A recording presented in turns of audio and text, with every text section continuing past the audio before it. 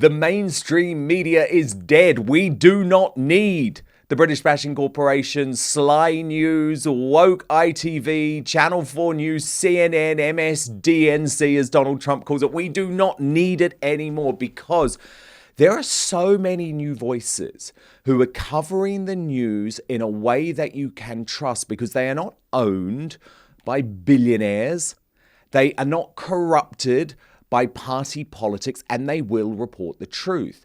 And one of those fascinating new voices in the British independent media space is Bruce Unfiltered. Now, you may well know him from his burgeoning TikTok and Facebook accounts, but if not, here's a little peek at how he covers the news. We are now living in a society where you can be punished not for what you've done, but for what someone thinks you might do. And no, this isn't a Black Mirror script or a dodgy sci-fi film. It's real. Afghan asylum seekers have just been charged with the serious sexual assault of a 12-year-old girl in Nuneaton. And I've got to ask a question. What exactly do Hope Not Hate, Stand Up to Racism and Antifa actually stand for? Because I've not heard a word from them. Because this is the most authoritarian UK government in modern history. Let's not faff about. This is deadly serious. The UK just became a digital authoritarian state. Australia, France, Canada, even the UAE are now officially telling their people, be careful when visiting the UK. Not Syria, not Colombia, Britain. Every single image we see of these men arriving in this country, not one of them has a burn, a scar, a cut, a broken arm, a sprained ankle. Nothing suggests that they have come from a war zone. An illegal migrant has live streamed his entire journey across the channel step by step before proudly showing off his 4-star taxpayer-funded hotel room near Heathrow. And yes, he told his followers, tell your friends to come. A Labour councillor, Ricky Jones, caught on video, finger across his throat, saying rioters were disgusting Nazi fascists who should have their throats cut, walks free from court. Who needs Emily Maitlis or Lewis Goodall or, Krishnan Guru Murphy or Tom Bradby? And Bruce Unfiltered, so brilliant to have you on Outspoken. We've been following your channel for quite some time now, and it is really interesting how the way that you are doing the news is the way that the people want to consume the news. What do you think has changed? I think it is exactly what you said earlier. I think there's a widespread realization and wake-up call to the fact that the BBC, ITV, Channel 4, and we've got a prime example of it with the UTK protests. They were saying there were 150,000 people there. I think anyone with a modicum of sense could see that drone footage of the crowds. It's insane. How can they broadcast that with images showing 2 miles of people wall to wall covering the streets, and people have just lost faith in it? I think they stopped believing it. But my worry, Dan, is I think there are, when we look at it realistically, it's a small amount of people really that have woken up to it, because middle England, the 10 million, the people that don't vote, the people that abstain from voting, who don't vote in council elections, don't vote in parliament, they're all still walking around with their heads in the clouds. And I don't blame them, because they're doing their weekly jobs. They come home, they stick their 10 minutes of BBC News on or ITV News, watch a couple of headlines. That's their news feed. Do you think that's changing, though? I mean, you get millions and millions of views on TikTok alone with your broadcasts. Yeah, I think it is. I think it is changing. I think what it was as well is most people were, I think, on TikTok. A lot of people were doing what I do on TikTok, especially myself. And now we've started moving into things like Instagram, to Facebook, to YouTube. And more people are picking it up, and more people are seeing it. And I think they just like the no-nonsense. They like the no-nonsense. I'll just tell you it as it is. This is what happened. This is what they're telling you. This is what really happened. This is the government statistics that they're not showing you. Absolutely. And I also really think people are much more likely to trust an individual rather than an organisation now. And I say this a lot because, remember, I come from the mainstream media. I know how corrupted the mainstream media is. I know what it's like to work for billionaires. Remember, I spent decades working for Rupert Murdoch, Lord Rothermere, Paul Marshall, Legatum. All of them come to the news with their own personal vested interests. And of course, that is passed down to the journalists who are working for those billionaires. Yeah. no matter how good they are as a person, no matter how much you might like them, unfortunately, they are not able to be there to deliver exactly what they think. And trust me, when you do, that's when you're forced out. That's what happened to me. That's why so many others have been cancelled, be it Katie Hopkins or Father Calvin Robinson.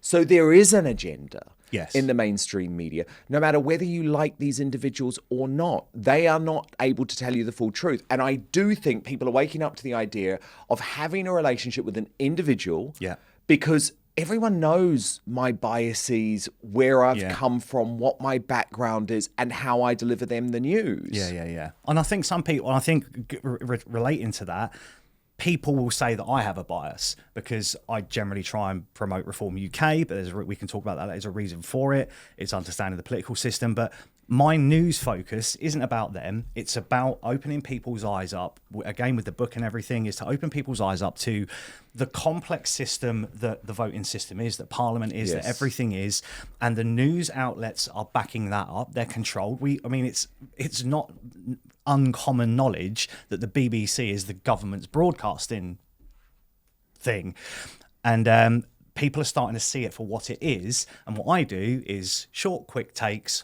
on a subject. The government have told you this, the mainstream media are telling you this. Well, funny enough, this was what's in the files that they didn't show you. Here's what was found in an article somewhere in the country that they didn't tell you about, and it's just getting that information out. Yes, absolutely. And we will get to your book in the wider system very soon.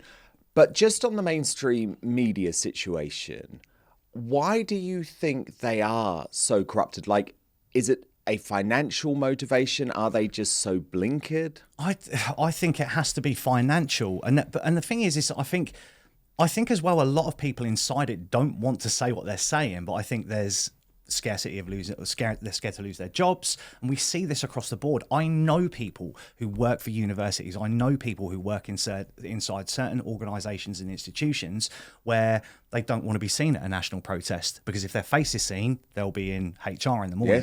And I think there are more people in mainstream media. I think we saw it the other day when I think it was the BBC were covering something, and even one of the presenters, they've got some, I can't remember the name of the guy, but he started making some comments regarding the Charlie Kirk thing, and even one of the broadcasters sort of took back, and they got back. The backlash from it was unbelievable. But I mean, what happened after the assassination of Charlie Kirk is just one reason why people are so disillusioned with the mainstream media. I mean, there has been just a lengthy campaign by everyone from the BBC, MSNBC, the cases that you reference, absolutely, but to Emily Maitlis, James O'Brien, Lewis Goodall, Alistair Campbell, literally lying about this man, lying about his views, saying that he wanted to stone gay men to death. It is a lie. Misquoting. Absolutely. Yeah. And this is a dead man who's just been shot by someone on the hard left. And I do believe it is this reason why people are so disgusted by the mainstream media that they are switching off. If you're enjoying what we're doing here on Outspoken, please consider joining our thriving community over on Substack, www.outspoken.live. You can sign up completely for free, but Substack is so important to me. It is a free speech platform. It protects me from big tech cancellation. Plus, you get to communicate directly with me. Head on over www.outspoken.live, enter your email address, and sign up today. And if you've got nothing good to say, don't say anything at all. Because there was no... And I saw James O'Brien annoyed me, mainly because he opened up with what he was saying as a... So who is Charlie Kirk? And he went on to then talk about, I actually don't know who this man is. And it was my kids that told me about him. And then went on to then make accusations about things that he'd done and things that he'd said. And it's like, you've opened up by saying you don't know who he is. Now you're criticising him for his viewpoint without understanding what he used to do and what he was doing on these university campuses. Smeared him as something that you don't understand. And the problem is that LBC audience, I saw the comments from LBC listeners, and it's disgraceful, mate. It's disgraceful. This is the thing. There is such a turn-off going on. People who previously were not awake to this, realizing, and look, I think we've all had radicalization moments as I described them over the past decade. I mean, for me, certainly it was after the Brexit vote when I saw that there was such an attempt by the establishment, the British deep state, working with the mainstream media to overturn the biggest democratic vote in British history. I mean, I was executive editor of The Sun at the time, very much in the mainstream media. The Sun was a Brexit supporting newspaper. Our front page at the time, this is a red line on immigration, is widely credited with helping to influence the Brexit vote, or at least bring attention to it. But of course, it was actually after the vote when I was radicalized. Okay. Because it was when I saw, oh my God, like they actually want to overturn this. Yeah. They actually are so horrified that the public went against them. Yeah. They are going to do everything they can to overturn it. And that's why we came so close to Brexit being overturned. And even though, obviously, I'm a critic of Boris Johnson on so many issues, including COVID, including the Boris wave. And sometimes people sort of misinterpret my support of Boris Johnson, because I was the first, and I mean, it's all on the record. I mean, I turned on the government viciously over the COVID pandemic, more than virtually anyone in the mainstream media. So much so that I was actually censored, or at least attempted to be censored, by my bosses at The Sun, who wanted me to stop writing about the lockdowns because they felt that it was being too harsh on Boris. And remember, The Sun and News Corporation and News UK were receiving millions and millions and millions of pounds at that point to push the COVID propaganda. Yeah.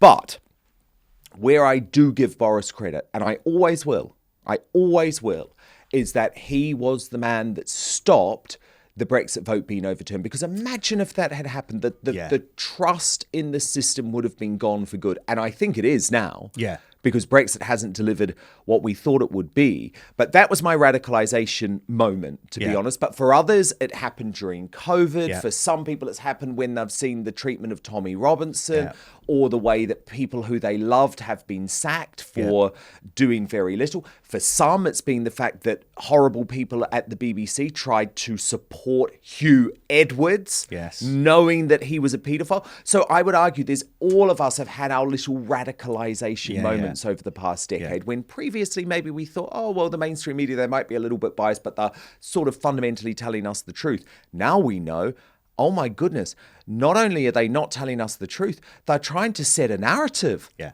They're trying to sell they're setting an politics. agenda. Yeah, they're trying to set an agenda, 100%. And I've this is something that I maintain on my platform, is there is an obvious agenda there. There is an obvious silencing of people. And I fully agree with you about the radicalized thing. It's sometimes seen as a strange word to say, but you do get radicalized by certain events, Brexit, exactly what you said, by COVID, by the fact that you've seen a woman arrested for holding a flag up, or a woman sent to jail for writing a tweet. Which Sarah Jones and Lucy Connolly.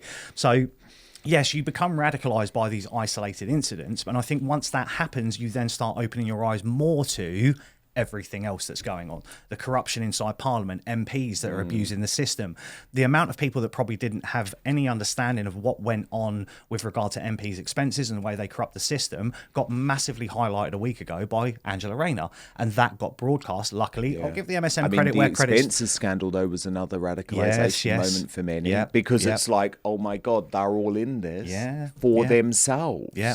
And it did expose. It exposed and exposes to more people. You need to start paying attention to this, because if Angela Rayner is doing it, and she's the Deputy Prime Minister, how many more? And I'm not accusing anyone. I'm not making any accusations here. But the question does have to be asked: is if she's doing it and trying to get away with it, which is, let's be honest, what she was trying to do, and got caught out or tripped up, how many more of them are doing it? Indeed.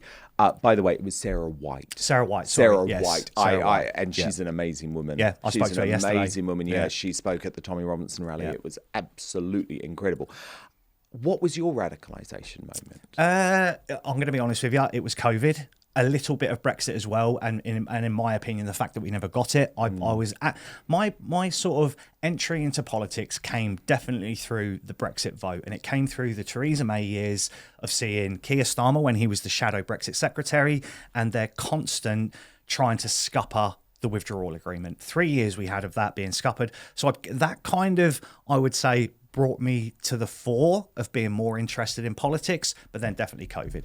COVID was the one that hit the lockdowns, the misinformation, the way they tried to stop things coming out that should have come out. That I don't know how we can go too much into vaccines and various things like that, but we've obviously seen now the evidence of what they did. And my personal opinion is, and I won't back down from this, is I think the first lockdown they did it not out of good faith, but did it out of they thought that was the reason why. For me, the second and third one was to actually get data on what would happen if we lock these areas down. How much logistics do we need in a certain area for food? How many people are going to go against it?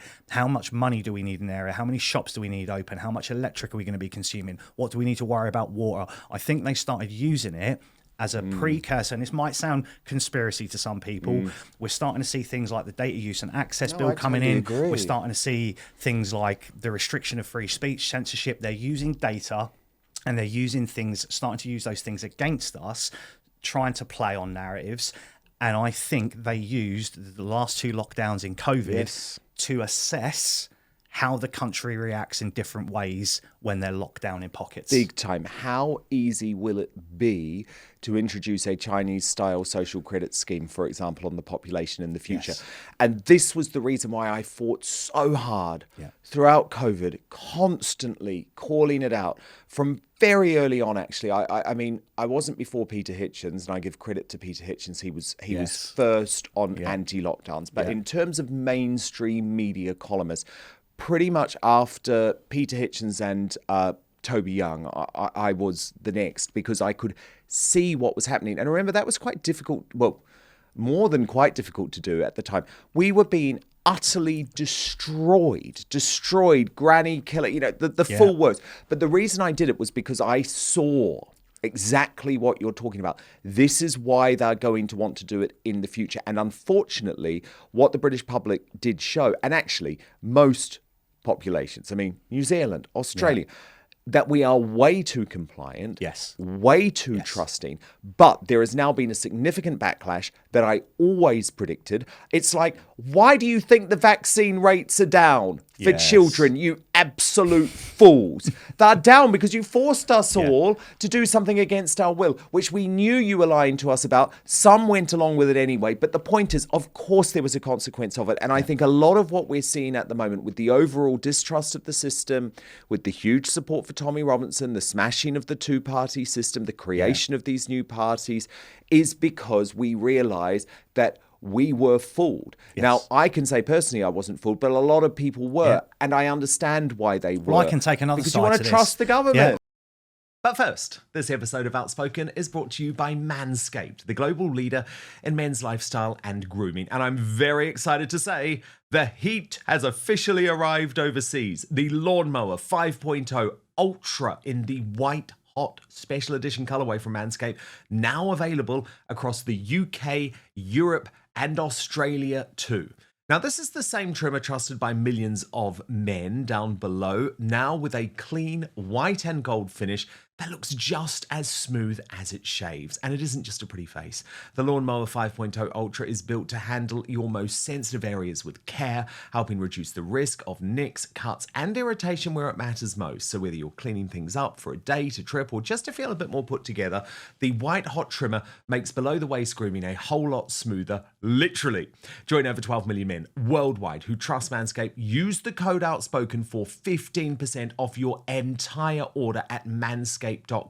And let me tell you, the ladies in the Outspoken audience would really do well as using this as a fail-safe gift for your boyfriend, your husband, your son, your brother, your hard-to-buy-for best mate, because the blades are designed to glide over the skin with less tug and pull, helping the bloke in your life avoid the usual redness or irritation that comes with low-quality groomers.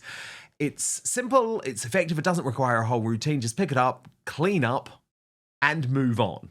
Whether you're using it in the shower, on the glow, or standing over the sink before a night out, the White Hot 5.0 Ultra fits into your day without getting in the way. Plus, the white and gold design actually looks so good, I don't think you'd want to be hiding this away in the bottom drawer, right? White Hot looks, smooth results. The White Hot 5.0 Ultra brings the heat without cooking your skin. It's sleek, easy to use, and way less terrifying than whatever you were using before. Use the code Outspoken for 15% off your entire order at manscaped.com.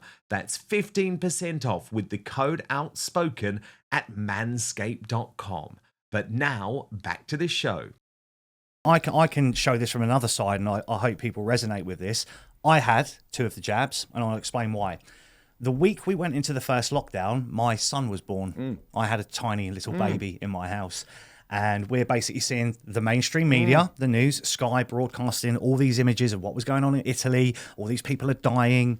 They're showing all these people walking around with masks. Everywhere's being locked down, shut down. You've got people strewn all over hospitals. So me and my ex at the time are sitting there with this tiny little baby. We've got no nurses, no midwives coming to the house. My parents are coming. My parents are coming around the house. They're behind glass. And it's not necessarily us saying we don't care, come in. It was them saying we don't want to come in case we give your son this disease. And if he dies because of it, we've then got to live with the guilt of that. Same on my part. I doubted the vaccine. My ex, maybe not so much because she came from a medical background or her family did.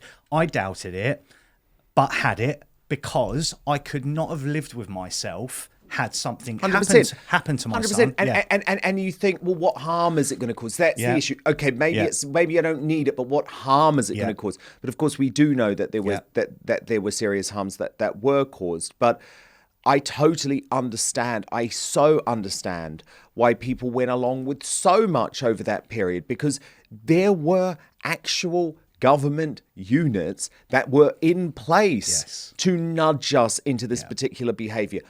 What happened was designed not only to terrify us, but to guilt trip us into behavior that the government wanted us to do. So I completely understand. But look, we are in a totally different sort of world now. And you had your radicalization moment, as so many of us did. But when did you get to the news? What's your background? What's your professional background? How did you get into doing this? So originally I come from construction. I'm qualified. I'm a qualified joiner. Did many different things with kitchen fitting, various different things. Worked on site with my best friends for a long time. And it was funny enough, I obtained some qualifications when I was living in Germany, which was assessor qualifications, and I got a level 4 PTTLS.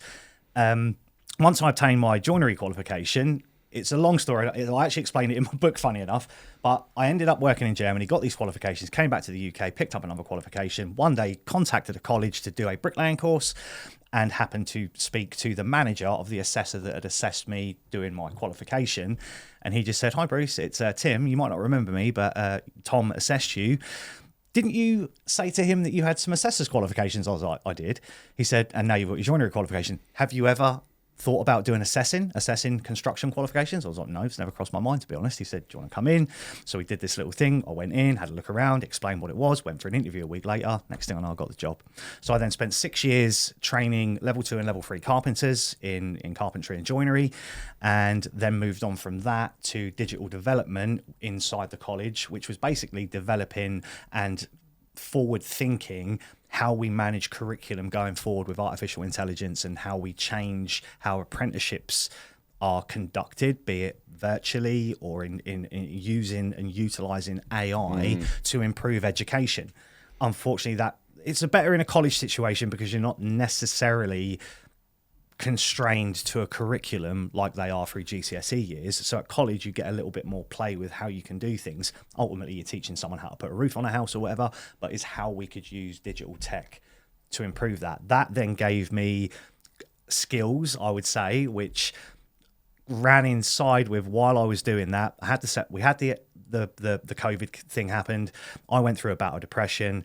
Me and my missus separated, and all these things came together. And essentially what happened was I then looked at all these things and was like, this has all happened to me because these people are not doing their job. And at the same time, the electric bills were going up. So that then happened as well. So it just got me massively, massively into politics and looking into the background of everything, looking at how councils worked, how parliament works, bills, acts, how they process it, how they put it through, how they adjust them, how they change them, what they tell us they're going to do usually turns out that once it's put as an act has completely changed because it's been amended. So the initial headline of the Labour Party are going to bring out a workers' rights bill what actually gets delivered is completely different to what they sold the public. And I started seeing all this. I'm obviously using a more modern reference of it, but I started seeing this back in the day and just looked and looked and looked. And obviously, because I was now living on my own and technically not really interested in doing much else, I just researched, and it just escalated. And it was like, I need to tell someone about this. But see, Boom. Out comes the phone. But I love this. I love this. And I'll tell you why I love this, because it's true citizen journalism and independent media. Yeah. And what you see a lot from the media class and the elite class is a huge amount of snobbery about people's qualifications. Now, I had a row the other day, which I've never spoken about on the show, and I literally don't plan to give the guy any attention, and who knows, you might be friends with him. I'm not even going to name him. I'm not even going to name him. But this particular individual, who I think has been very misleading about who he really is and where he really stands, used as his comeback to me, well, I have an NTCJ qualification. Don't care. As if, no, exactly, as if that made him Yeah. some type of authority. And it's like, trust me. Yeah. I have worked in newsrooms in the mainstream media for 20 years. The fact that you are qualified and that you've come through that system genuinely means that you should not be trusted, because what that means is you've been taught by all the people who teach all the journalists at the BBC to think in a particular way, to view people in a particular way, to not question authority in a particular way. I've got such a couple. I don't want to interrupt you, but No, come in. It's so interesting. You've just mentioned this. A while back, I had a similar thing. Why do you trust this man? He's not a journalist. He's not a journalist. You don't need to be a journalist to read information and deliver that information to people, because that's reading what someone said. This is what we're going to do. As we know, the mainstream media tell you this. What's actually published in government documents is this, but they manifest it in a way that doesn't really show what they're doing. So what I do is take that and give it to you real. That's not what they're doing. This is what they're doing. 100%. So I had some people question this. So I actually contacted the National Union of Journalists, NCTJ, to do a level 5 diploma. So I've got many qualifications as assessors qualifications, internal quality assurance. I'm qualified IQA, which means I can assess assessors. So I looked into this and I actually had a conversation. I'm not going to mention any names. I had a conversation. I've got the email. I can show anyone the email. Well, it basically turned around and said, she said, why do you want to do this? I said, look, I've been doing this stuff for 3 years. I just want some credibility. I want some credibility that if someone turns around to me and says, you're not qualified, I can say, here's my certificate. Exactly what that was there. And then she turned around and said to me, but it sounds like you've already been doing this. You've got a portfolio of stuff that you've been doing it. So are you just doing it for the acknowledgement that you're qualified when you've already got the evidence that you're delivering what you're saying you're doing? And I said, well, sometimes I find that if I wanted to go on a talk show or something and they wanted someone to be a qualified journalist, or as part of their parameters that they needed that, I would lose out on things and not be able to come and maybe speak to people like yourself because I didn't have that. And she said, I wouldn't worry about it and she literally said this to me, I wouldn't worry about it because there are a lot of citizen journalists coming out now. People are delivering the news how they want. She was so right. And she was right. And she actually, I don't want to cause her any problems, but she pretty much turned around and said, you don't need it. No, she was so right. I mean, I don't have a formal journalism qualification, actually. I started it when I was in New Zealand. I mean, I've got a degree. Yeah. Right? I've got a degree in political science and media studies.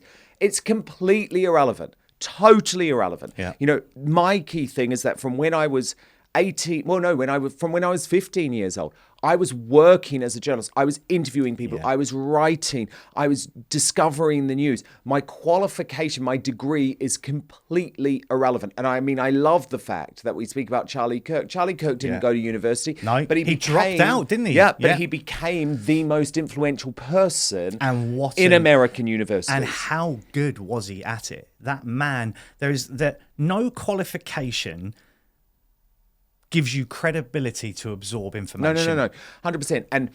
And I'm actually very lucky in a way in my story because I am British, but I'm a dual citizen and I was born in New Zealand. My parents were born here. They then emigrated when they were young. And I'm very lucky because when I was able to return to the United Kingdom and get into journalism and go to Fleet Street, there wasn't the same snobbery that I would have faced if I had gone to university in the United Kingdom. I mean, I'm from working class stock. Yeah. Do you know what I mean? Yeah. My my dad's family were miners in South Shields. My mum's family were a black cab driver from Essex. Yeah. So there would have been snobbery because honestly, even at News of the World, which was the first national newspaper that I worked for my sins, but I learned a hell of a lot. You know, my boss admitted he wanted to hire people from Oxbridge. Right. But because I was coming from New Zealand, where no one really knows whether your university was you don't really have a class system in New Zealand or good or bad universities. You know, the country isn't big enough for that, and it's a new country. And so as a result, I managed to avoid all of that. You infiltrated them. Yeah, and I often think, gosh, what would have happened? You know, what would have happened if my parents had stayed in the United Kingdom and I had been like, would there have been a snobbery which meant that I couldn't achieve what I achieved in the media? I think if you fast forward today, if you come today under those circumstances, you'd just be no, you wouldn't be allowed in. Yeah, it's really because unless you've got that degree, that qualification, that you've been through some kind of training got some work experience, or you're just not allowed in. But this is the thing, and this is what I love. I don't think you need that now. Well, you don't. Anyone can pick a phone up. You don't. And look at the journalists who we have meant to have trusted over the past 10 years. You know, Jon Snow on Channel 4 News talking about all of the horrible white people who voted for Brexit. Well, we're in a majority white country. All of the main correspondents on CNN who we're meant to believe are the best reporters in the world, like Jake Tapper, who knew that Joe Biden was a mentally deranged, dementia-ridden madman and kept silent about it for years until Donald Trump was elected, and then he wanted to make loads of money, so wrote a book about it. It's like, no, I'm not going to trust those people. Well, it goes back to where we originally started. It has to be money orientated. And the morals are taken out of it because they're just parroting a narrative that's put on their desk. That's how I think it. And that's not what I do. No one's paying me.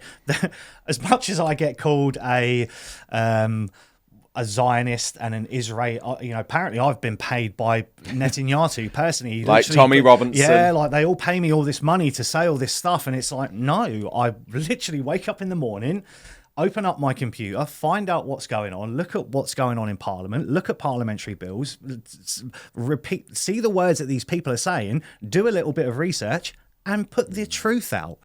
Thank you so much for watching Dan Wootton Outspoken. Please click on my face just to the bottom left to subscribe to this brand new independent news source and turn on the notification bell so you'll be alerted to our brand new live shows, uncancelled interviews and special royal episodes.